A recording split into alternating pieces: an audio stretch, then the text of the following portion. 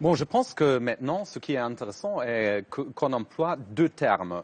Terrorisme et djihadisme. Mais qu'est-ce que c'est le djihadisme? Ça, c'est déjà un problème. Par exemple, personne ne sait, au moins on n'en parle pas, que djihad, il y a beaucoup d'interprétations de ce mot-là. Par exemple, djihad, littéralement traduit, ça veut dire exercice. Exercice spirituel, etc.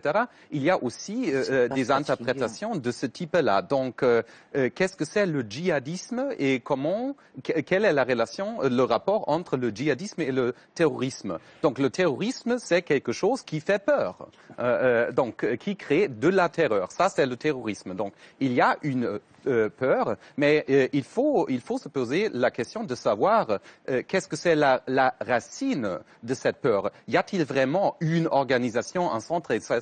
Le terrorisme, ou ce qu'on appelle terrorisme en ce moment, c'est plutôt quelque chose, un réseau, des cellules, pas du tout organisé, pas du tout centralisé, etc. Et ça, c'est autre problème. La guerre contre le terrorisme, c'est quoi? Où est le terrorisme? On ne peut pas avoir une guerre contre le terrorisme, c'est un contresens.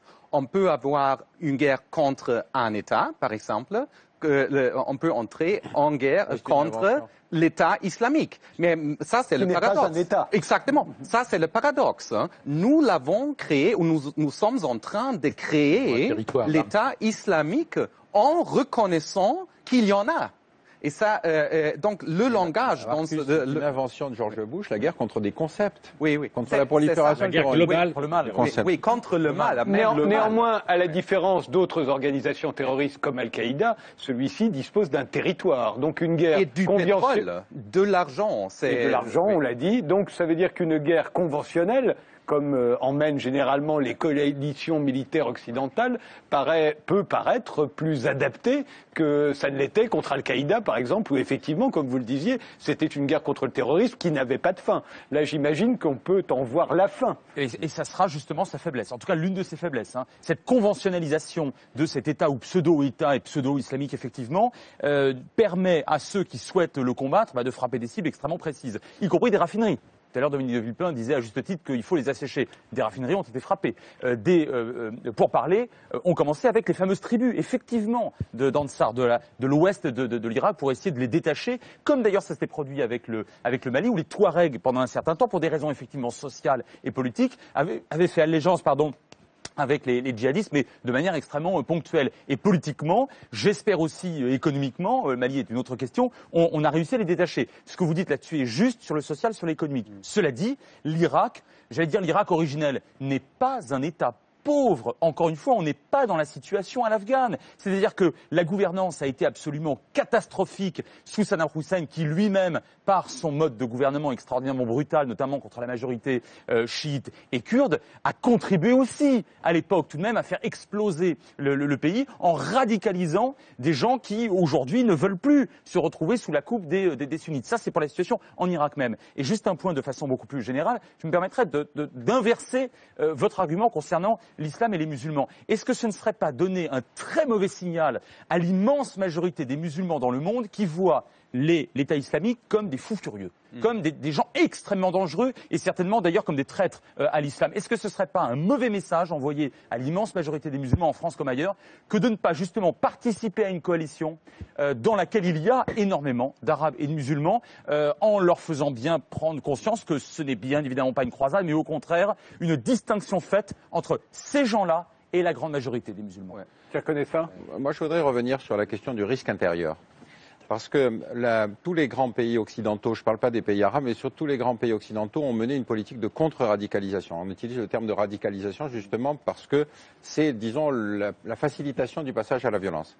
Alors évidemment, les Britanniques après les attentats de Londres, les Hollandais après l'assassinat de Theo van Gogh, etc., ont tous mis en place des politiques dont les caractéristiques et l'affichage d'un discours, c'est-à-dire de cibler, de dire qui est l'ennemi et pas la communauté musulmane, donc très important. Ensuite, avec une organisation qui, en général, s'appuie sur les collectivités locales où il y a des réseaux d'alerte et puis l'État central fournissant les moyens. Bon. La France, paradoxalement, a pris beaucoup de retard sur le sujet, peut-être parce que sa politique policière était très efficace. C'est-à-dire qu'elle n'était pas investie en Irak, donc elle n'a pas subi les retours qu'ont subi l'Espagne et la Hollande. Mais c'est vrai que maintenant on est face à ce problème-là, c'est-à-dire que les départs en Syrie, aussi bien que les conversions, posent un problème de politique générale. Qu'est-ce qui fait l'originalité de la France? C'est que la communauté musulmane est beaucoup plus importante en proportion qu'elle n'est nulle part ailleurs. Aux États-Unis, c'est 1% de la population. En France, c'est 5 à 7%. Donc ça veut dire qu'il faut une politique. Et cette politique, il faut qu'elle s'appuie sur les élites de la communauté, pour justement qu'elle nous aide elle-même à définir ce que c'est que la radicalisation. Sinon, on donne le sentiment qu'on va taper un peu n'importe où, c'est-à-dire qu'on va arrêter des gens parce qu'ils font la prière au boulot, parce qu'il y en a d'autres qui laissent pousser la barbe. Et donc, cette association avec la communauté, qui a déjà été entamée en Angleterre, mais encore une fois, le problème est différent, c'est essentiel. On voit bien aujourd'hui que ces élites de la communauté sentent la nécessité de cette réaction. Et il y a donc un mouvement social, une espèce d'expression de la société civile musulmane sur laquelle il faut absolument s'accrocher. Ouais. Alors on va se quitter enfin du moins on va s'arrêter de parler de ce sujet dans quelques minutes quand Jeremy Rifkin va nous rejoindre. Alors je vais vous demander des conclusions très provisoires évidemment à chacun d'entre vous. Hubert Védrine.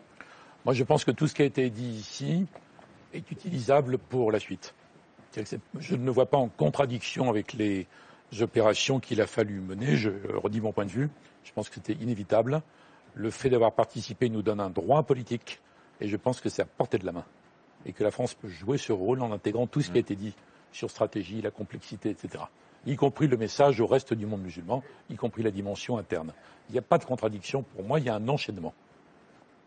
Essayons de faire d'un mal un bien. Je ne pense pas du tout qu'il y avait une quelconque fatalité. Je crois que le recours à la guerre, surtout contre le terrorisme, est toujours une erreur, voire une faute.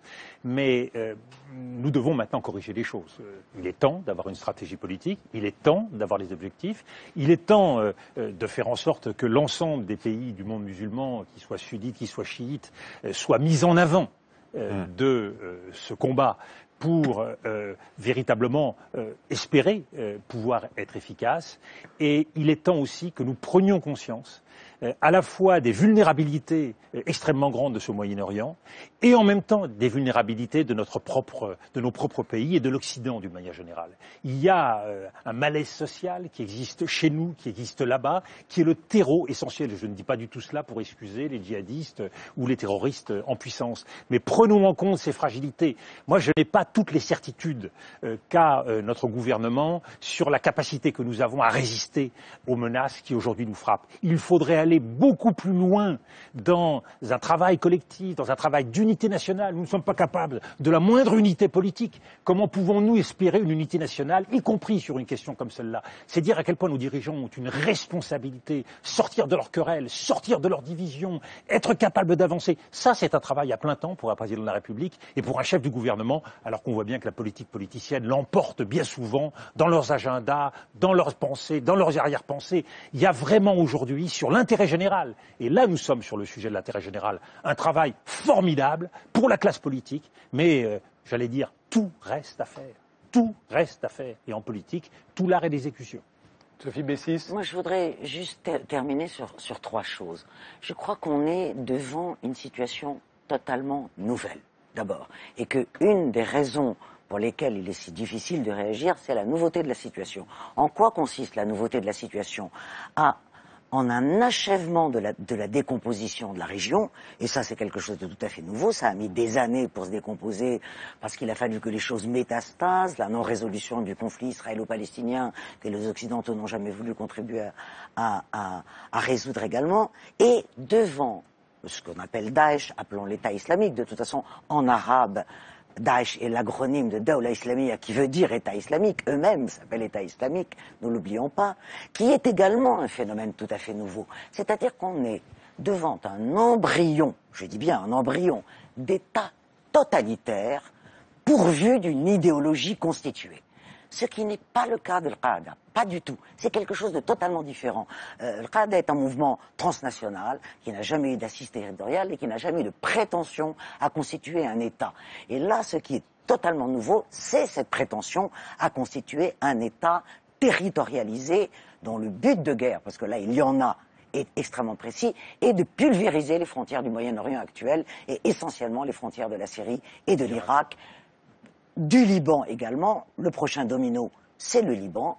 Le prochain domino, c'est la Jordanie. Et je ne suis pas d'accord sur le fait que la Jordanie est sécurisée. Absolument pas. Elle peut l'être pour quelques mois. Et donc, ce sont ces phénomènes totalement nouveaux qu'il convient d'analyser, qu'il convient de prendre en compte. Et on travaille sur des paradigmes anciens. On ne travaille pas sur ces paradigmes nouveaux. Voilà. Dernier mot, Marcus Gabriel. Je pense qu'il y a au moins deux aspects de la situation, deux niveaux. Sur un niveau, je pense que nous devons intervenir dans le seul but de réduire le cadre d'ultraviolence que nous vivons. Donc l'ennemi, c'est l'ultraviolence, c'est pas un groupe et c'est surtout pas l'islam. Donc il faut changer les termes des débats. Donc le seul but, c'est d'aider notre ami, quel qu'elle soit, des musulmans, des chrétiens, des athées, quel qu'elle soit. Hein. Par exemple, maintenant, en Raqqa, en Syrie, dans le capital du prétendu État islamique, on a interdit l'enseignement de la philosophie et de la chimie à l'école, etc. Bon, donc ça, il faut intervenir. Bon, dans ce sens-là et avec ce but. Et l'autre aspect, c'est nous. Donc, il faut réfléchir vraiment à comment est-il possible que nous avons créé cette menace. Parce qu'un ennemi, c'est toujours l'inverse de nous-mêmes. Donc, il faut aussi réfléchir à nous-mêmes. Qu'est-ce que nous sommes et quelles sont nos valeurs? Y a-t-il des valeurs pour lesquelles il faut vraiment tuer des gens? Et ça, c'est une question qu'on se doit se poser.